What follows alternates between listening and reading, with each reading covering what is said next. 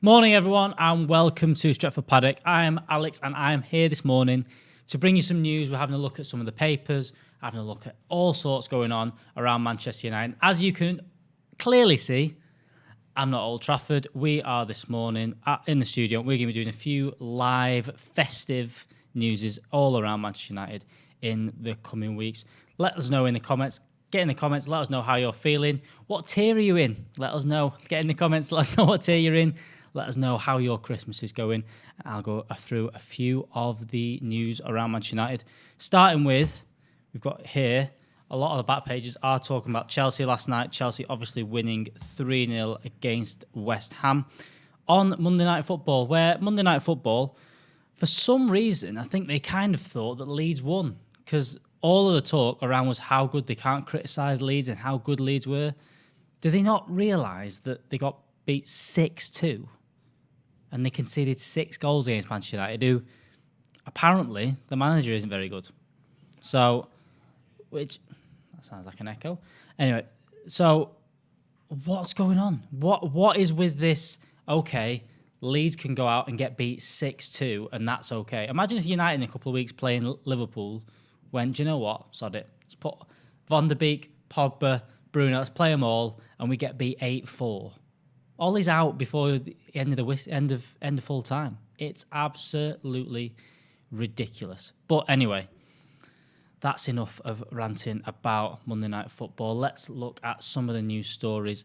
First news story I've got for you today is a bit of a sad one. It's about Lewandowski, and he's come out and he's been speaking to France Football about the fact that in 2012 we should have signed him and that we were going to sign him, and that he was, rather than Robin van Persie, he was who Sir Alex Ferguson wanted to sign as his main striker, and he was pretty keen to come.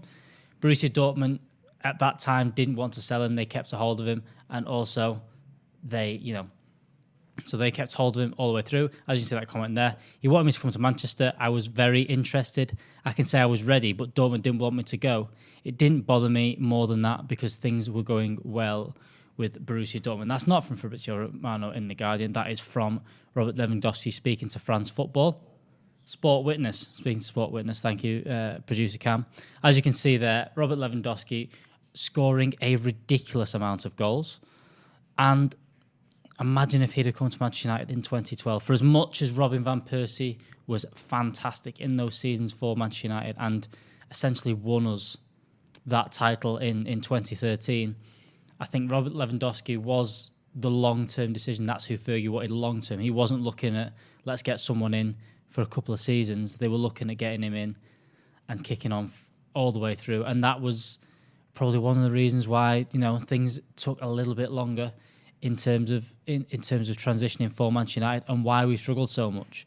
So, look, I think everyone's obviously a little bit disappointed that we didn't get Robert Lewandowski. A comment there, Lewandowski with Bruno behind him, not to mention Paul Pogba, would absolutely rattle the Premier League.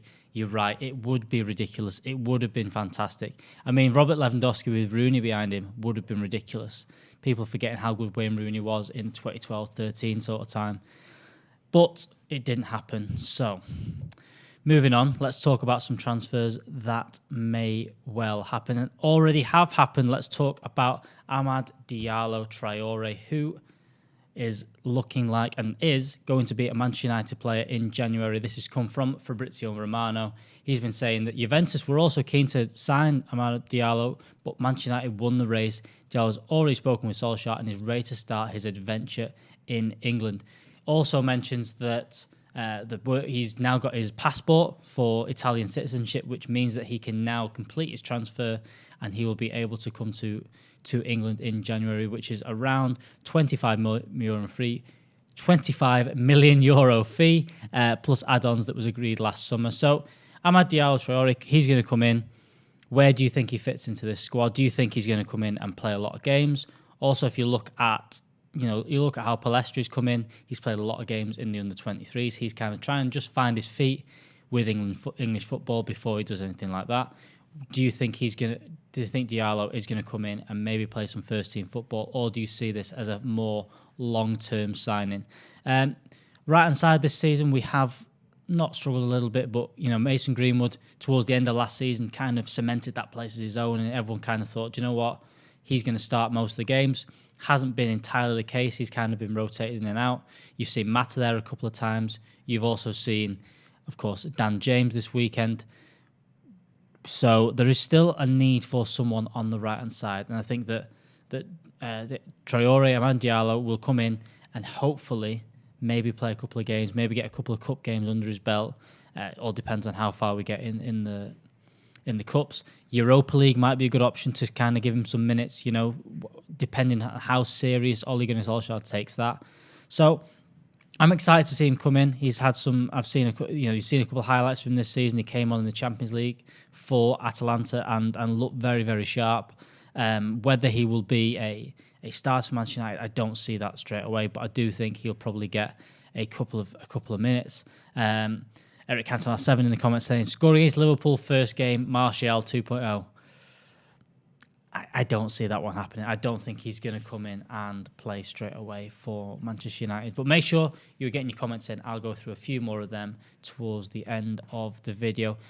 Another story for you this morning is around the centre-back from Schalke. And we are linked with, let me try and get this for you, Ozan Kabak. He is a centre-half for Schalke, Turkish, at 20 years old. And this is reports this morning that he's potentially being linked for Manchester United. Now, the rumours with that one kind of also hint in Liverpool. So, again, are Manchester United interested in this player, or is this, let's get as many big teams big teams into the article to get more clicks? So, is this a case of Liverpool actually want him, Liverpool look like they're getting him, but do you know what? Let's take United, let's throw them in there. Let's try and find Arsenal because they're in the news at the minute. Let's throw all them in there. And then Manchester United are going to look and potentially, and that's just going to get clicks. Who knows? It definitely seems like Ole Gunnar Solskjaer wants another centre-half to join, whether it's to join Harry Maguire or to compete with Harry Maguire. There's all the links around Upamecano in the summer. I do think a centre-half is something that Ole Gunnar Solskjaer is looking to strengthen and maybe have someone else push in there, maybe a different type of centre-half, someone that's a bit more athletic, someone that can do that adds a little bit of athleticism towards that back foot, a little bit of pace, because that is something that Harry Maguire isn't the best at. Also in the news this morning, a few of the papers have picked up on it, Harry Maguire has played more minutes than any other footballer in world football this year, which is ridiculous. And is one of the reasons why he has cost so much money, and there's one of the reasons why, for as much as people slag him off, and you can also, that little dip in the middle of the season that he had, whether that is to do with the stuff that happened over the summer, but at the same time, you've got to think that a player that's played that many minutes was bound to have a few bad games for Manchester United. And Harry Maguire, obviously, he's dropped off. He had a little bit of drop in form, but at the same time, has been a fantastic player for Manchester United this season. And I think he's definitely proven, maybe not that the £80 million, but at the same time, a very, very, very good player for Manchester United. And if you can play that many minutes, he's very good. There's a few comments there. There's people saying Connor Cody as a centre-half. I don't think, again, talking about Monday Night Football last night, they put him in their team of the year. I don't think he's been that good. I don't think he's been that standout kind of thing. So I wouldn't say that Connor Cody's been that good. And I'm not sure. Again, we probably end up paying 50, 60 million for him, which is way too much for a player like Connor Cody.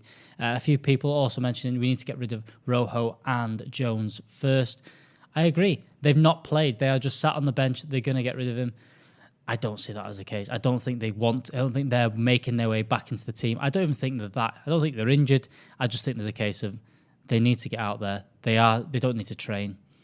Let's just get them out the door. Rojo and Jones, I don't see them playing. Also, he's a Liverpool fan as well. Absolutely. I don't see Liverpool fan Connor Cody joining Manchester United anytime soon.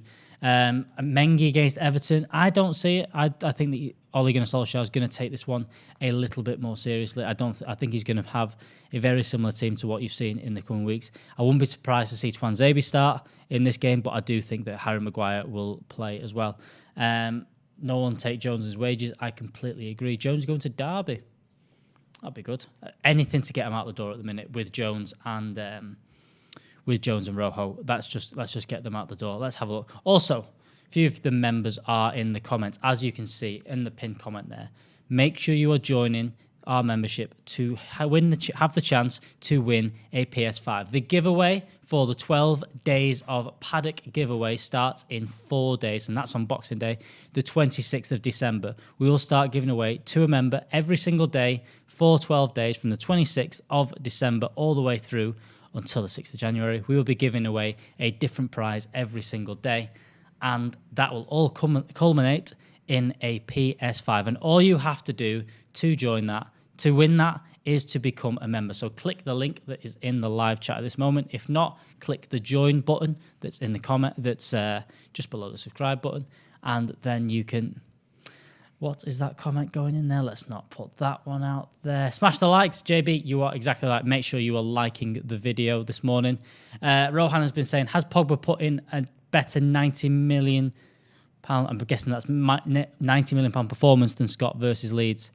I think so. I think that the City game a couple of seasons ago was a £90 million performance. I thought Scott was very, very good. And I think it was Pundit J kind of summed it up this weekend. Scott McTominay is a very good footballer and is a very good worker. Don't get it confused that he's, though, the greatest footballer of all time because he's had a good 90 minutes. He is a very good footballer, and that game he was particularly on form.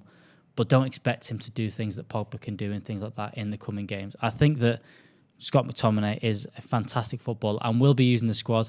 Look at how Darren Fletcher was used for Manchester United all the way under Ferguson, and this isn't just because he's Scottish. This is, look at how he was used under Ferguson in big games where he has to do a job more than you have to do go forward. Scott McTominay will be that player coming in, and I think that I'll expect him to play against Leicester. I definitely see him playing against teams like Liverpool coming up. I think Fred and McTominay are going to be those ones that play in every single big game this season because they're reliable. They do the defensive work very well. And then also, you've seen Scott McTominay and Fred. They've had Fred not as much. Scott McTominay has the quality to do what he did this weekend. I don't expect him to be the ridiculous football. I don't expect him to be scoring goals. I expect him to do the hard work, doing all the miles, and popping up on the score sheet now again. Let's have a look. There's a few comments about David Alaba coming in from Bayern Munich. Now, all the links with Bayern Munich players is a bit of a strange one. And the one thing about any time we are linked with players from Bayern Munich is Bayern Munich tend to not give away any good players. There's not many players that have left Bayern Munich and done very well. You look at Thiago this summer come from Bayern Munich to Liverpool, and I can't say that Bayern Munich predicted he'd be injured, but it's a bit of a coincidence that they let him go so easily. They didn't push to extend his contract, and he's been injured for a lot of this season. I think that Bayern Munich are very good at spotting when a player is coming towards the end of their career or is going to have a dip in terms of fitness and things like that, and get rid of players at that time. Alaba, fantastic footballer. Whether he would be able to play in a 2 in a back 4 in the Premier League is yet to be seen. I think that the German league isn't quite the same as, you're not going to get teams like Burnley playing 4-4-2 in the German league and testing you aerially as much as you are in the Premier League. And he may not be able to fit in a 2 alongside Harry Maguire, but he could fit in well in a 3. And in terms of us when we are dominating games, he could be very good. But I'd be a little bit wary of any player that is leaving Bayern Munich. They are very good at getting rid of players at the right time, and I'm not too sure about that one.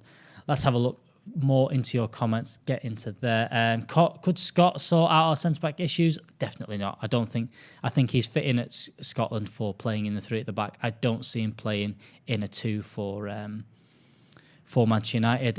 John McGinn or Ndidi future match replacement. I do think that a midfielder is going to be high on the list in terms of replacing Nemanja Matic, in terms of someone sitting behind maybe Van der Beek and Pogba in the future. Is Diallo any good? He's looked pretty good for Atalanta, and also, as I mentioned this morning, Juventus were interested in Diallo. So he obviously isn't a bad player for all these big clubs to be interested. Thank you very much, everyone, for joining. That is all from me. Make sure you're here today to check out. We've got a youth review with Dave Pritt coming up. We've also got the preview for Manchester United versus Everton in the Carabao Cup coming up later on today. We'll also be back tomorrow with the usual match day coverage for Manchester United versus Everton in the Carabao Cup. Make sure you're liking the video, and if you're not already, make sure you're subscribing. I've been Alex, and I'll see you later. Head over to stretfordpaddock.bigcartel.com and check out the Paddock merch. And for a short time, you can get 20% off orders with 2 items or more using the code Paddock20. Go get on it.